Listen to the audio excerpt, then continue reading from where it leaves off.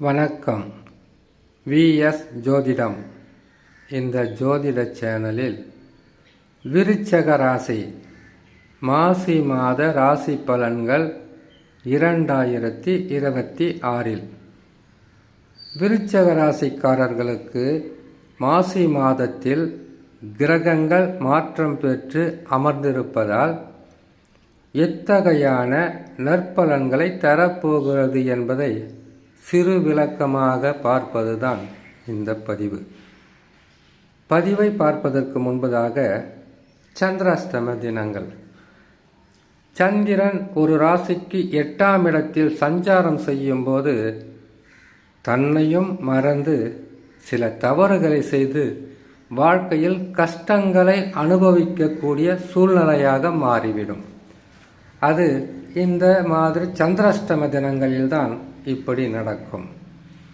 சந்திராஷ்டம தினங்களில் புதிதாக எதை செய்தாலும் அது முற்று பெறாமல் தடைகளும் தடுமாற்றங்களும் நஷ்டங்களும் கஷ்டங்களும் கொடுக்கும் என்பதற்காக உங்களுக்கு இந்த நாட்களில் இதை செய்தால் பாதகம் வரும் என்பதை நமது முன்னோர்கள் சொல்லப்பட்டு இருக்கிற உண்மையான விஷயம். இந்நாளில் எதை செய்வதாக இருந்தாலும் நிதானமும் பொறுமையும் அவசியம்.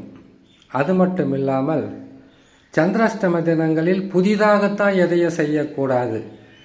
ஏற்கனவே செய்து கொண்டு இருந்ததில் சில குழப்பங்கள் சில கஷ்டங்கள் வந்தால் அதை இந்த நாள் சரியில்லாத நாள் என்பதை உணர்ந்து செயல்பட்டால் பெருசாக பாதகம் வராது. சரி, சந்திராஷ்டம தினங்களை பார்க்கலாம். வருகின்ற 25/2/2026 மாசி மாதம் 13ஆம் தேதி புதன்கிழமை இரவு 12:50 மிதுன ராசியில் சந்திர பகவான் சஞ்சாரம் செய்யும் போது விருச்சக ராசியான உங்களுக்கு சந்திராஷ்டம தினங்கள் ஆரம்பமாகும். சந்திராஷ்டம தினங்களிலிருந்து விடுபடக்கூடிய நாட்களாக 27/2/2026 மாசி மாதம் 15ஆம் தேதி வெள்ளிக்கிழமை இரவு 3:40 கடகராசியில் சந்திர பகவான் சஞ்சாரம் செய்யும் போது சந்திராஷ்டம தினங்களிலிருந்து விடுபடக்கூடிய நாட்களாக இருக்கும். இம்மாதத்தில் கிரகங்கள் அமர்ந்து தருகின்ற பலன்களை பார்க்கலாம்.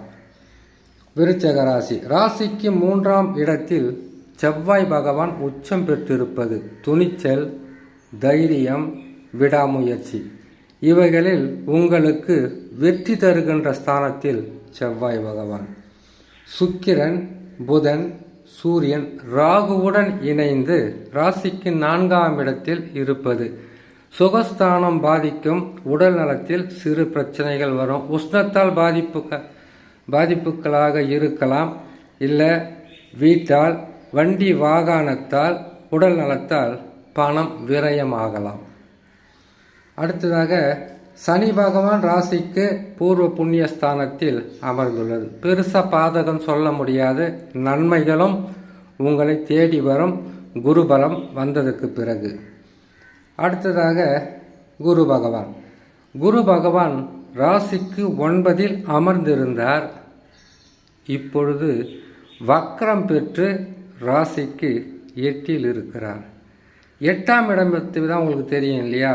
8இல் இருக்கும்போது பண விரயம், பொருள் விரயம், உறவு சிக்கல், குடும்பத்தில் நிம்மதி இல்லாத, தூக்கம் இல்லாத தன்மை, சரிவரையாக வேலைக்கு உணவை உட்கொள்ள முடியாத சூழ்நிலை, எண்ணற்ற பிரச்சனைகளையும் பொருள் இழப்புகளையும் நஷ்டங்களையும் கஷ்டங்களையும் துன்பங்களையும் தருகின்ற இடம்தான் ராசிக்கு 8. 2.25 நாள் மட்டுமே அமரக்கூடிய சந்திர பகவானே எண்ணற்ற குழப்பங்களும் விரயங்களும் தரும்போது ஓராண்டு பலன்களாக பொருளாதாரத்தில் உயர்வு, கௌரவம், சந்தோஷம், நிம்மதி, மனநிறைவு இது அனைத்தையும் தரக்கூடிய குரு பகவான் 8இல் மறையும் போது பல வகையான துன்பங்களை சந்தித்து ஆக வேண்டும். இன்னும் 1-2 மாதம் மட்டும்தான். அதற்கு பிறகு குரு பகவான் மாற்றம் பெற்று ராசிக்கு 9இல் அமர்ந்து விடுவார். வக்ர நிவர்த்தி பெற்று அதற்கு பிறகு உங்களுக்கு தொடர் நன்மைகளை அள்ளி கொடுக்க தயங்க மாட்டார்.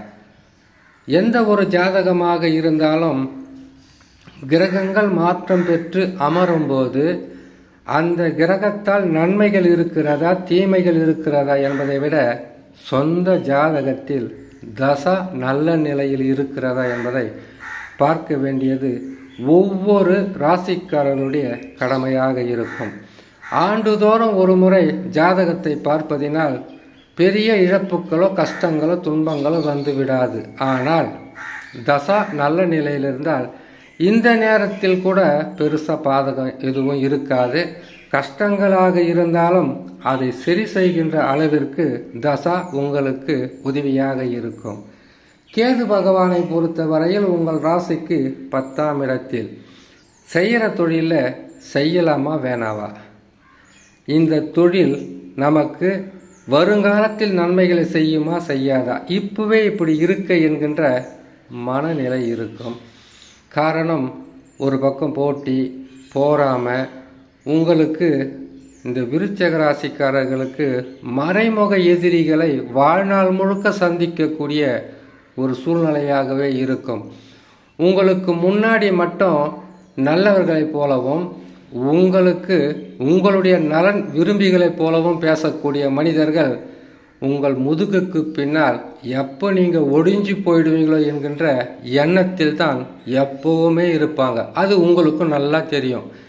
இதை பேசிட்டு போகிறானே, எதிர்க்க அப்படி பேசிட்டான், பின்னாடி போய் எப்படா குழி பறிக்கலான்ற எண்ணத்திலே சுற்றிக்கிட்டு இருப்பான்னு உங்களுக்கு அது நல்லா தெரியும். ஆனால் அதை வெளியில் சொல்ல முடியாத அளவுக்கு வாழ்க்கையில் இதுவும் கடந்து போகும் என்கின்ற நிலையில் வாழ்ந்து கொண்டு இருக்கக்கூடிய மிக உயர்ந்த குணம் கொண்டவர்கள் தான் விருச்சிக ராசிக்காரர்களுக்கு. உங்களுக்கு குரு மாற்றம் மிகப்பெரிய முன்னேற்றத்தை தர காத்து கொண்டிருக்கு. ஜாதகத்தில் தசா நல்லா இருக்கான்னு பாருங்கள். தடைகள் அதிகமாக இருந்தால், பொருளாதாரத்தில் வீழ்ச்சிகள் அதிகமாக இருந்தால், உடல்நலத்தில் பாதிப்புகள் இருந்தால் குரு தட்சிணாமூர்த்தியை வியாழக்கிழமை தோறும் வணங்கி வந்தாலே போதும், தடைகள் விலகும், நற்பலன்கள் அதிகரிக்கும் என்று சொல்லி இன்னொரு நல்ல பதிவில் உங்களை நான் சந்திக்கிறேன். நன்றி, வணக்கம்.